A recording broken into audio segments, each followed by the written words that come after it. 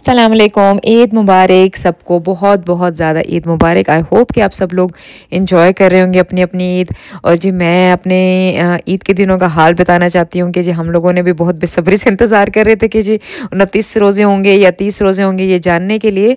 तो जी हम लोग स्पेशली मैं तो स्पेशली देखने शुरू हो गई थी कि जैसे ही मगरिब हुई उसके बाद मैंने देखा कि शायद चाँद नज़र आ जाए शायद। तो खैर वो चाँद ने तो अपने टाइम पे नज़र आना था, लेकिन जब मौसम ख़राब हो तो फिर चाँद इतनी आसानी से नज़र नहीं आता, ना ही उसके आसार नज़र आते हैं। लेकिन मैंने ये सोच लिया था कि जी मैं अपनी तैयारी जो है ना 29वें रोज़े के हिसाब से ही रखूँगी। तो मैं जी सबसे पहले मैं पहुँची अपने, जैसे लड़कियाँ जो होती हैं उनका एक ट्रेडिशनल स्टाइल होता है कि जी मैनी पेडिक्योर कराना है और जी बड़ी तैयारी करनी है। तो मैं भी पहुँच गई जी अपने हाथों पैरों की सफाइयाँ कराने कि जी अगर कल 29वां रोज़ा हुआ तो कोई बात नहीं, रोज़ा रख लेंगे, अगर नहीं हुआ तो 30वां रोज़ा रख लेंगे, कोई बात नहीं। तो जी मैं पहुंची अपनी दोस्त की तरफ ईदी देने, सब लोगों को जो जो ज़रा दूर रहते हैं और लगता है कि ईद पे ज़रा मुलाकात फ़ौरी फ़ौरी नहीं होगी, तो मेरी कोशिश ये होती है कि ईद वक्त से पहले दे दी जाए ताकि वो उसको ईद वाले दिन यूज़ कर सकें। तो जी हम पहुंचे एक दोस्त की तरफ टोरंटो, तो वहाँ पे सबके लिए मैंने गिफ्ट लिए हुए थे और मैं एक्साइटेड थी सबसे मिलने के लिए। और उसका बहुत ही खूबसूरत जगह पे अपार्टमेंट था, बहुत ही प्यारा व्यू था। मैं तो उस व्यू में खो गई, मुझे बहुत अच्छा लगा और मैं बस वीडियो बना रही थी और इन्जॉय कर रही थी। और जब तक अफ्तारी होती तो तब तक बस हम लोगों ने बस पुरानी बातें यादें सारी ताज़ा की। और उसके बाद फिर जैसे अफ्तार टाइम हुआ तो हम लोगों ने रोज़ा अफ्तार किया, बहुत मज़ा आया। खाना भी बहुत अच्छा था, खाने से ज़्यादा जो है ना एक दूसरे की कंपनी जो है वो मैटर करती है। बाकी खाना तो इंसान रोज़ ही खाता है इसी तरह से, लेकिन खाने के साथ साथ जो है ना वो हमने बहुत वक्त भी बहुत इन्जॉय किया, चाय पी और उसके बाद फिर हम लोग वापस अपने अपने घरों को चले गए क्योंकि रात हो गई थी। तो बस इसी तरह से ही वक्त का पता ही नहीं चला। तो मैंने फिर क्या सोचा कि मैंने कहा कि चलें जब अगला दिन जो है वो हम लोगों ने किस तरह से यूटिलाइज़ करना है, ये बस हम लोग आपस में डिस्कस करते हुए कि जी ईद कैसे मनानी है, सारा कुछ बस ये डिस्कशन होते होते हम लोगों ने प्लानिंग की और जी कपड़े क्या पहनेंगे ये सब कुछ हम लोग डिसाइड कर रहे थे। तो इस तरह से हम लोगों ने रुखसत ली वहाँ से। और फिर जब मैं घर आई वापस तो बस फिर अगले दिन हमें अनाउंस हो गया कि जी नहीं जी रोज़े जो हैं वो 29 हैं, 30 नहीं है। तो जी मैंने मैनी पेडिक्योर कराया तो मुझे बड़ी खुशी हो रही थी। बस मैंने जो है ना मेहंदी लगानी थी, मेहंदी के लिए मेरे घर के पास ही एक जगह थी, मैं वहाँ पहुँच गई अपॉइंटमेंट लेके, क्योंकि यहाँ पे अपॉइंटमेंट के साथ ही सारे काम बड़े अच्छे होते हैं। तो जी मैंने मेहंदी लगवाई और बड़ी ही खूबसूरत उसने मुझे मेहंदी लगा के दी। ना तो इतनी कोई मुझे भरे हुए हाथ भी नहीं अच्छे लगते, बस इस तरह से हो कि मतलब लाइट जिस तरह से ईद की खूबसूरती का एक स्टाइल है वो यही है। तो मैंने जी मेहंदी लगवाई और फिर मैं अपने घर गई। मैंने कहा कि मैंने चलें जी थोड़ा सा खाने पीने की कुछ तैयारी करनी है वो करूं, ताकि जब मेहमान घर में आए तो नाश्ता ऐसे बनाओ कि थोड़ा सा टेस्ट कर लिया जाए।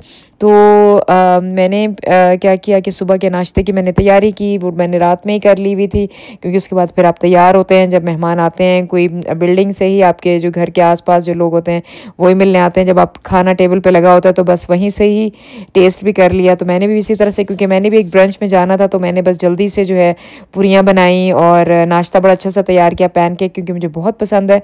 तो वो मैंने बस बना के नाश्ते पर लगा दिया था टेबल पे। तो बस मेरे घर में जैसे मेहमानों से मैं फ्री हुई तो मेरा भी एक ब्रंच था, मैं वहाँ पे आ गई और वहाँ पे भी बहुत मज़े मज़े के खाने थे कि बस जो भी चीज़ मेरी पसंद की थी नाश्ते की वो थी। तो मैं थोड़ी सी लेट हो गई थी नाश्ते पे, क्योंकि मेरे घर में भी गेस्ट आ रहे थे। तो बस उनसे फ्री हो के जब मैं आई तो यहाँ पे आधे से ज़्यादा लोग खाना खा चुके हुए थे।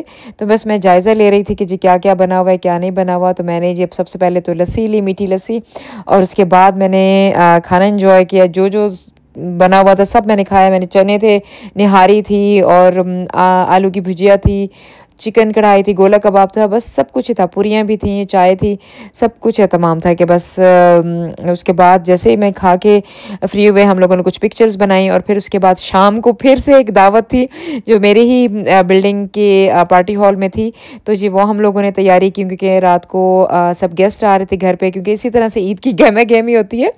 तो जी हम लोगों ने फिर वो जल्दी जल्दी आके, क्योंकि खाना बाहर से ऑर्डर किया हुआ था, तो यहाँ पे सब तैयारी हो रही थी और मेहमान आने वाले थे, तो मेहमानों के आने से पहले पहले सारे हम लोगों ने डेकोरेशन की और खाने का, क्योंकि टाइम से पहले ही हमने मंगवाया था कि तब बस जब मेहमान आएँ तो उनके आने से बस आधा घंटा पहले हो, ताकि खाना जो है ना वो फ्रेश ही सर्व हो जाए।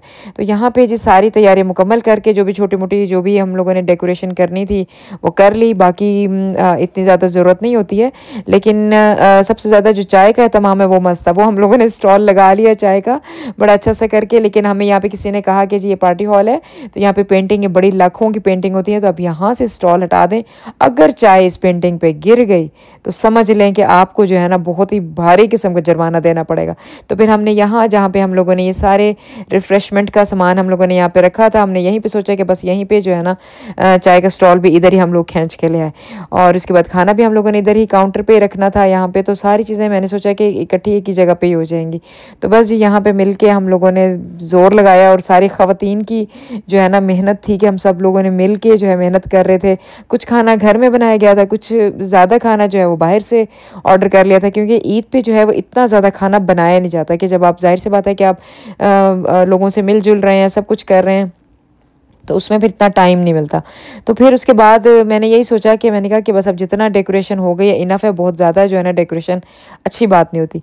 तो बस ये फिर उसके बाद शाम का इंतज़ार था कि उसके बाद तैयारी की अपनी थोड़ी सी कि आप चेंज करें, क्योंकि ज़ाहिर सी बात है कि जैसे अब किसी, जैसे मैं ब्रंच में थी वहाँ पे कुछ और ड्रेसिंग करनी थी, फिर उसके बाद यहाँ पे आई, थक गई थोड़ी सी, थोड़ा आराम किया आधा घंटा 15-20 मिनट। तो फिर उसके बाद मेहमानों ने आ जाना था, तो फिर थोड़ी सी मुझे ये पता चला कि जी चेयर्स जो हैं वो भी एक्स्ट्रा लगवानी है, वो लगवाई तैयार होके। और फिर जी बाहर बारिश भी शुरू हो गई थी, मौसम कुछ ऐसा था, खैर चेयर्स लगवाई ताकि मेहमान आराम से आके बैठ सकें, यह ना हो कि मेहमान खड़े हो जाएँ। तो इसलिए फिर ये खुशी हुई कि चलें जी थोड़ी सी चेयर्स और ऐड ऑन कर दें, क्योंकि ऑलरेडी चेयर्स थी, लेकिन थोड़ी सी जो कमी फील हो रही थी वो पूरी हो गई यहाँ पे।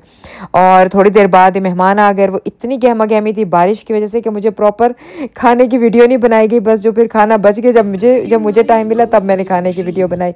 और जी ये मुझे ईदी, और जी बड़ी मुझे ज़बरदस्त सब दोस्तों से ईदी मिली, प्यार मिला, और इसके साथ ही दिन का इख्तिताम हो गया। इंशाल्लाह अगले व्लॉग तक दोबारा